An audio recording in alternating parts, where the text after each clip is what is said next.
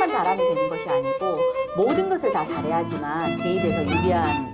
그래서 앞으로 고교학점제가 되면 학생들이 편한 것이 아니고 원래 입시가 진짜 여러 가지로 보면 거기까지 불똥이 될 수도 있다는 네네 그런 느낌이 그렇죠. 드네요.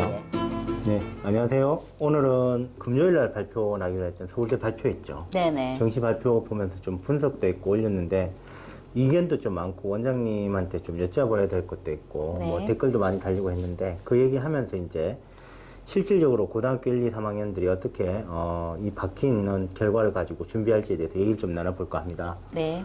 네, 일단은 보면 서울대 그 정시가 지금 발표됐잖아요. 네. 크게 봐서 세 가지의 어떤 변화가 나타나는데 정시에서 지금 보면 학교별로 봤을 때 자사고 애들이 많이 줄었죠. 네네. 자사고 애들이 줄고 그다음에 일반고 애들이 큰 폭으로 증가했고 영재고 학생들이 대폭 증가했잖아요.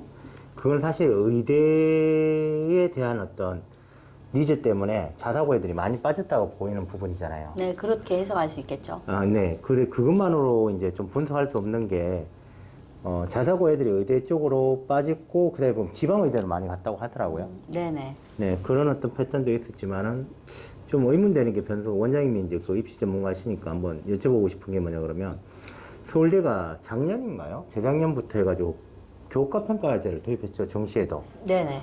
근데 그게 이때까지 형식적이지 않았나요? 거기에 대해서 이제 여러 가지 이견들이 있었는데요. 작년 같은 경우에도 발표하기를 그 수능 한 문제 정도로는 정시에서 당락이 변했다는 평가가 있기는 있었는데 미미하다고 생각했었는데 사실은 서울대는 언제나 뭐 동일한 전략이 많은 고등학교에서 학생들을 다양하게 뽑고 싶어 하는데 아무래도 그 정시에서 그 학생부를 보게 되면서 뭐 어쨌든 세 가지만 본다고는 하지만 거기에 내신도 들어가고 뭐 완전 정량이라고 하기 좀 그렇잖아요. 예, 그래서 이제 그게 많이 반영되는 것 같습니다. 네, 그러면 좀 추론을 해본다 그러면 많은 학교를 뽑고 싶다. 이번에도 900개 넘는 네네, 학교가 그쵸. 됐죠. 그러면 이제 그게 점수를 이렇게 구간을 내보면 붙어 있는 애들이 상당히 많을 거 아니에요. 학교 구간에. 그렇겠죠? 예, 예. 그럼 그 미세 조정이 이제 실질적 조정이 됐다고 봐도 될까요? 그렇죠. 왜냐하면은 우수한 학생들이 서울대에서는 지원하기 때문에 그 간격이라는 것이 아주 촘촘했었겠죠. 네, 그러니까 이제 서울대에서 본격적으로 이제 그런 어떤 이번에는 보면 미세 조정을 넘어서서 약간 큰 조정을 좀 했는 것 같고. 네네. 그러면 2028년까지 그 조정을 계속 할 거 아니에요? 네, 그렇겠죠. 지금 보면은 ABCC죠. 네네. 교과 평가가. 예, 예. 그럼 그 처음에는 형식적이었죠. 뭐 이제 최근 들어서는 이제 학교 뭐 폭력 문제나 뭐 이런 음. 문제 때문에도 조금 뭐 그것만 좀 제한을 강하게 하고 그리고 서울대에서는 보면은 그 지역균형 선발, 수시에 있던 지역균형 선발을 정시 지역균형 선발로 무게추를 많이 이동하는 느낌을 받았거든요. 네네. 거기에서는 지금 6대 4잖아요. 네네, 그죠? 그렇죠. 그러다 보니까 실질적으로 보면은 상당히 많이 조정했고 900개 학교 늘리는데 그게 되게 큰 통로인 것 같더라고요. 예, 아무래도 그렇겠죠. 뭐 수능으로 3배수인가요? 그 뽑고 나서 그 다음에 그 인원을 가지고서 60, 40 이렇게 한다니까 그건 엄청난 거라고 할 수 있겠죠. 당락이 뭐 변한다고 할 수 있습니다. 사실. 근데 원장님이 좀 정시 생각하시기에는 그럼 지금 실제 미세 조정에 한 발 더 나간 거잖아요. 네네. 그러면 이게 2026년도에도 한 발 더 나올 것 같죠. 점점 이제 그런 방향으로 고교 학점제의 원래 취지도 그렇고 서울대에서 학생부를 평가하는 기준도 그렇고 두 개가 같은 궤를 한다고 볼 수 있을 것 같습니다. 그럼 한 발 한 발 더 나가서 이제 2028년도에는 굉장히 행보가 굉장히 빨라질 것 같거든요. 네네. 거기에 대해서 이제 간단하게 좀 말씀을 해주시면 좋을 것 같은데요. 뭐 이거는 이제 고교 학점제를 제대로 잘 이해하고 그대로 시행하는 것이 제일 좋을 것 같은데요. 뭐 서울대에서 발표했는 것처럼 정시에서는 세 가지를 본다고 했잖아요. 첫 번째는 이제 무엇을 이수했는가 선택 과목에 대해서 본다고 했고, 그 다음 두 번째로는 물론 이제 내신을 보게 되겠죠. 그리고 세 번째로는 세특을 보게 될 터인데, 다른 거는 안 보고 이제 어쨌든 세특을 보게 된다고 했기 때문에 이 세 가지의 조합을 어떻게 하느냐가 굉장히 중요한데 이게 결국 고교 학점제에서도 굉장히 중요한 것이잖아요. 그러니까 자신의 진로가 정해져 있는 학생은 진로 중심의 세특 관리를 해야 되고 아니고 이제 지금 요사이 뭐 무전공이 엄청 많이 대학별로 이제 확대되고 있는데 그러면 이제 무전공에 맞추어서 자기 나름대로의 어떠한 학업 역량이나 자신의 역량을 좀 잘 표현할 수 있도록 노력해야 되겠죠. 그러면 이게 실질적으로 2028년 고교 학점제면 7단계가 되잖아요. 평가가 지금 네네. 3단계에서 7단계가 되면 그럼 수능의 프로테이지와 그 7단계를 보는 교과 평가의 비율이 어떻게 되나요, 원장님? 60, 40 이렇게 되는 거죠. 그러면 이제 그 말하는 거는 보면 들리는 말에 하면 세 배수로 뽑는다 그런 거잖아요. 네네. 일단은 수능만으로 3배수로 뽑는 거죠. 그러면 이제 거기서 3대 1로 해가지고 교과 평가가 네네. 그쵸. 그 뽑았는 거에 60에다가 40이 엎어지는 예, 거잖아요. 그쵸, 그쵸. 그러면 실질적으로 보면 엄청난 영향권이 드는 거잖아요. 그쵸. 어쨌든 간에 지역 균형은 수시나 정시나 모두 다 그 학생부가 정말 절대적인 영향력을 뭐 가지고 있다고 할 수 있겠죠. 그럼 일반적인 그 정시에서도 보면 그 7단계를 적용하는 건가요? 앞으로 이제 그렇게 변화한다고 예고는 하고 있는데 아직까지는 뭐 거기도 세 배수를 뽑아서 네네 그렇죠. 똑같이 근데 하는 비율은 거구나. 다른 거죠. 2028년도 되면은 교과 평가하고 그다음에 수능 점수하고 비율이 직윤에는 6대 4죠. 네네. 이제 그 더 많이 세밀하게 하겠다고 이제 발표했기 때문에 아무래도 학생부는 지금은 이제 수시나 정시나 모두 다 학생들은 수능은 수능대로 해야 되고 또 학생부 관리는 학생부 관리대로 해야 되는 어려움을 겪게 될 것 같습니다. 그 예전에 간소화해가지고 수능 전형 선택할 수도 있고 그다음에 수시에서 학생부 전형, 학생부 종합 전형, 뭐 논술 전형 선택할 수 있는 게 아니라는 거죠 이제는. 이제 학생부 교과에서도 그 수능 최저가 있거나 면접을 하는 경우가 있고요. 학생부 종합 전형에서는 뭐 계속 수능 최저는 계속 좀 강조되어 왔었잖아요.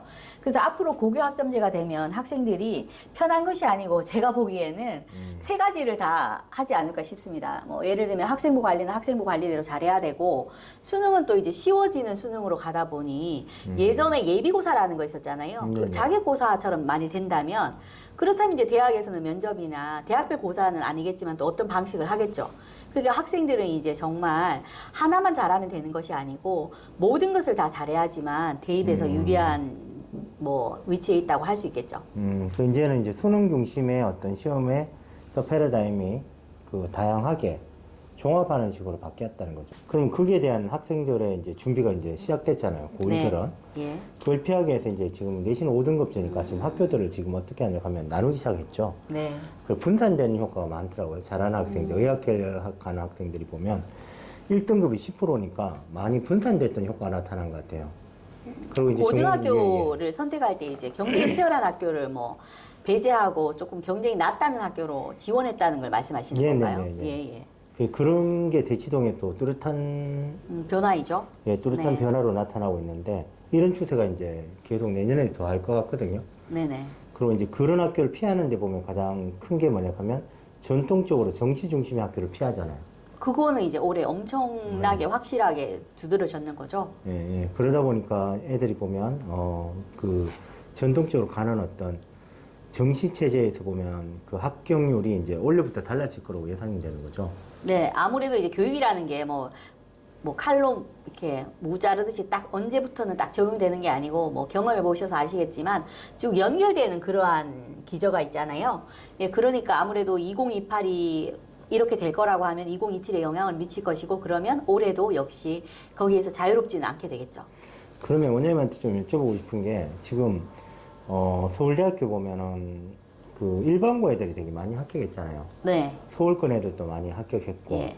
그런데 이제 그게 왜 그러냐 그러면 의학 계열로 애들이 많이 빠졌기 때문에 정시에 재수생 말고 재학생이 많이 합격했다 이런 평가랑 아니면은 고교에 대한 평가가 이루어지기 때문에 재학생이 많이 이제 합격했다 이런 것들이 있을 수 있잖아요. 네네. 거기에 대해서 어느 쪽이 맞는지 아니면 둘 다 중요했는지 한번 말씀해 주시면 좋을 것 같은데요.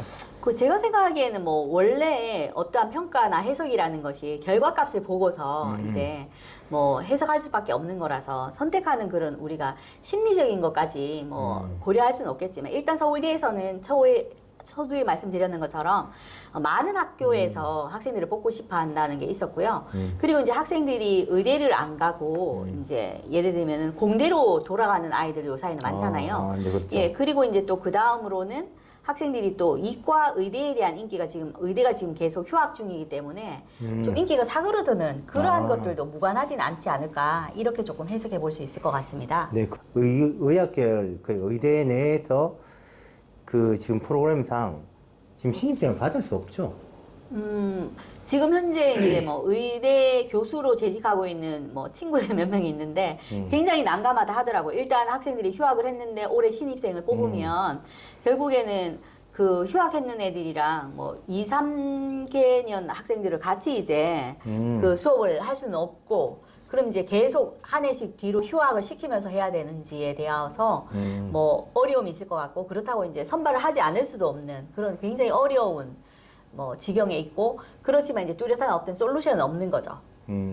원래 입시가 진짜 여러 가지로 보면 고의까지 불똥이 튈 수도 있다는 그런 네네, 느낌이 그렇죠. 드네요. 예, 예. 그리고 의대 정원이 어떻게 되냐가 관건이 될 텐데, 네. 이럴 때 이제 학생들이 참 난감할 것 같거든요. 그래서 올해 나타난 특징이 이과가 굉장히 보수적으로 아이들이 이제 그 학과를 선택했기 때문에 추가 합격률이 이과가 오히려 예전에는 굉장히 많이 돌았다면 올해는 이과가 굉장히 안정적으로 아이들이 도전을 해서 예전 같으면 예비 번호 몇 번이면 뭐 거의 100% 합격이라고 했는데도 결국에는 그걸 뚫지 못하고 이제 그냥 안정 지원을 하였기 때문에 학생들이 이제 추합이 대거 뭐 거의 뭐 안 됐다고 볼 수 있겠죠.